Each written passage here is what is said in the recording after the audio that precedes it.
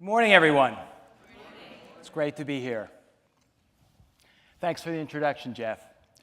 I know a lot of you are wondering, who is this guy in the wheelchair and how do you get to end up being in a wheelchair? Well, almost 4 years ago, on the Saturday of Thanksgiving, I went out for a bicycle ride with a group of friends. We went up to Harriman Park in New York State, and it was an unseasonably warm day. And I was thinking, this is probably going to be my last warm weather sport before ski season kicks in. Little did I know it was going to be me who got kicked in. We were almost done with the ride. Most of my friends had headed for home, and it was just me and Zach. A few miles from home, and then all of a sudden, an out-of-control SUV starts hurling toward us. It was 1 p.m. in the afternoon, and she had fallen fast asleep. I don't know how that happens. She hit Zach first. She sent him flying over the guardrail and almost into the nearby creek. And then she came for me, and she hit me head on without braking. I was medevaced to the hospital after I went flying over the car and onto the pavement. I think about that moment in time every day, and I guess I will for the rest of my life. It was nothing I could do. The investigators said, no evasive action. It happened so quickly. By all accounts, I should be dead. In case you're wondering, I'm not. At the hospital, they had a lot to do. They induced me into a coma, assembled a team of trauma surgeons, and they went through a checklist of things to do.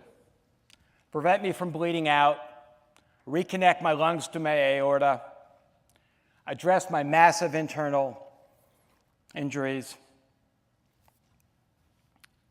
figure out what to do about this femur that was sticking through my thigh, take out my spleen, and stabilize my spine. It was a lot to do.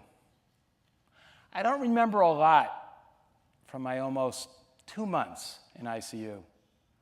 I'll tell you one thing I do remember was when the neurosurgeon came into the room and he said to me, he broke the news that I would never walk again. He had to come into my room 3 separate times in order for it to sink in. I mean, I knew I couldn't move my legs. I had these big external fixators on them to allow my bones to heal. I just assumed once they were ready to come off, all would be good, right? I couldn't digest the news. How could I? I was 51. I was fit. I had done nothing wrong. And in a few seconds, my entire life as I knew it was destroyed. From the hospital, they sent me to rehab. I went to Kessler Rehab, one of the top rehab hospitals in the country. And it's particularly well known for treating people with spinal cord injuries like me. The irony is, Kessler is located in West Orange, New Jersey, my hometown. And this is not the way I wanted to head back, particularly after what I had written in the yearbook 33 years earlier.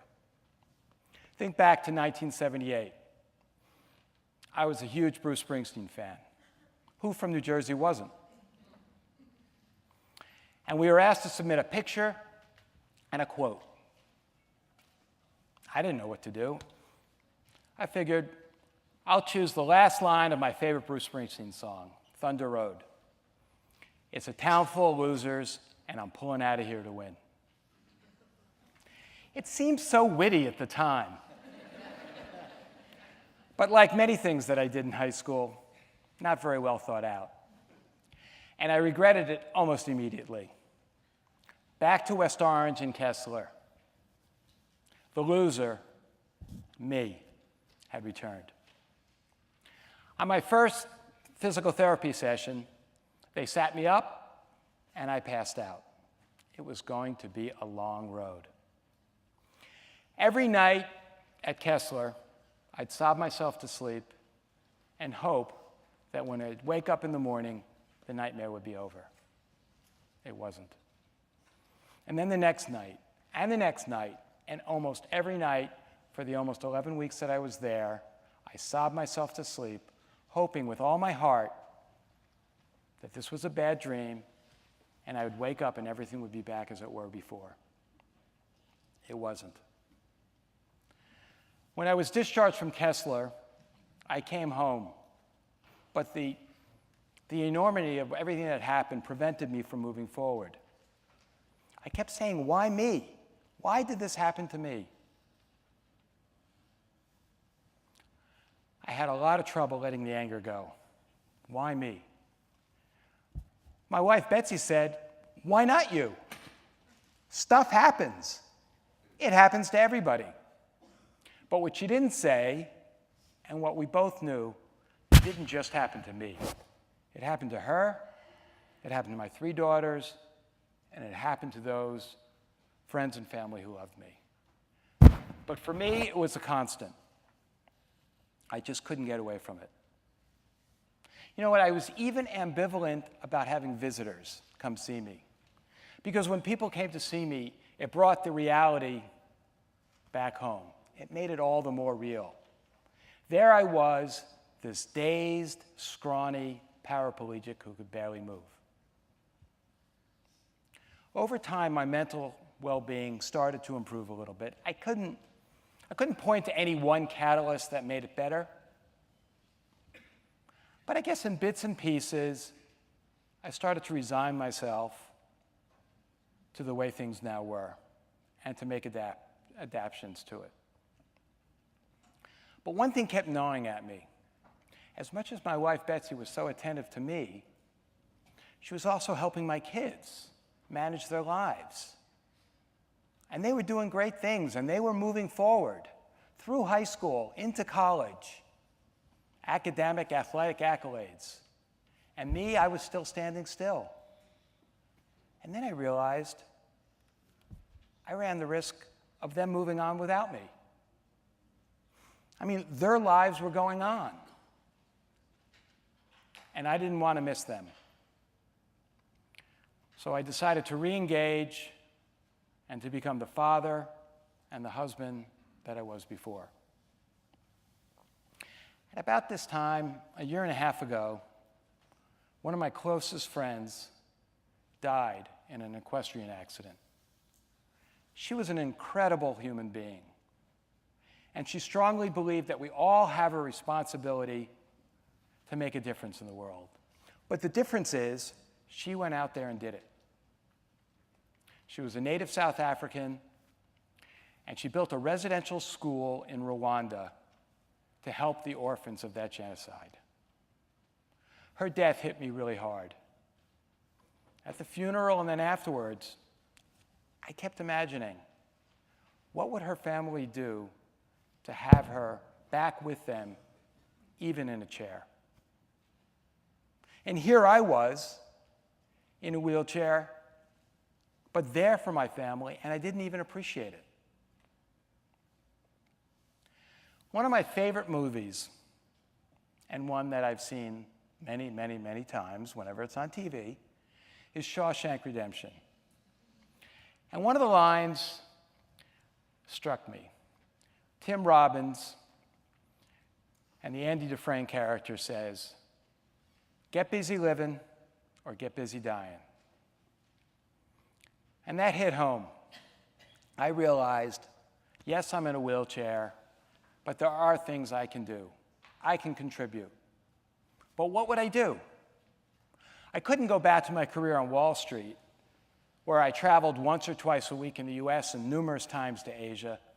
That just wasn't going to be practical. But I had to find something to do. And as it turns out, my experience after the accident threw me into the world with a first-hand look at the world of caregivers and caregiving. Look, I had a caregiver now. I had helped my parents manage their caregivers. And it quickly became apparent to me that the system is expensive, frustrating, and inadequate. So what could we do about that? Well, when I was discharged from rehab, my insurance gave me 2 months coverage for caregiving. Okay, 2 months. 2 months are over. Now what do I do? I need a lifetime of care.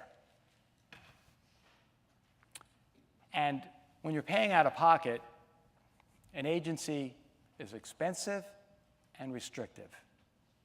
What I really wanted to do was to hire a caregiver privately. And I realized that that's what many people do. In fact, maybe most people. When they look for care and they're paying out of pocket, they choose to do it privately via word of mouth. But what I wanted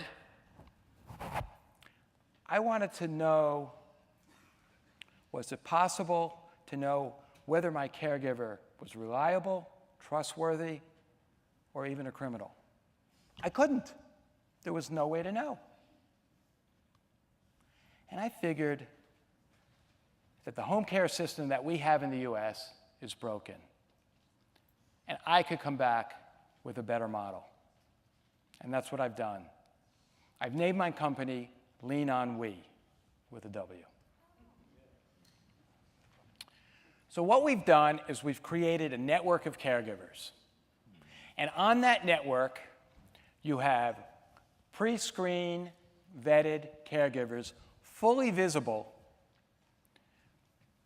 on the gallery of the website.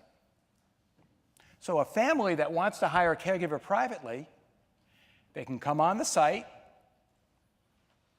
and instead of using that caregiver that their neighbor's uncle used 2 years ago, they can get access to our highly recommended FBI fingerprint checked caregivers.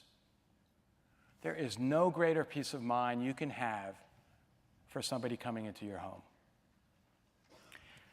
As the business has progressed, I've been reinvigorated.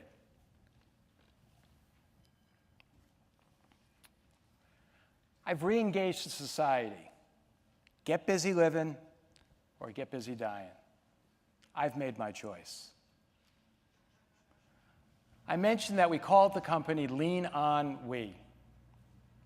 Yes, it's a play on the Bill Withers song, but it's also an acknowledgement that you need a team to lean on when support is needed. Every morning, my caregiver comes into my home. She helps me out of bed and into my wheelchair. I lean on her. I get support. And I push on. And I get busy living. Thank you very much.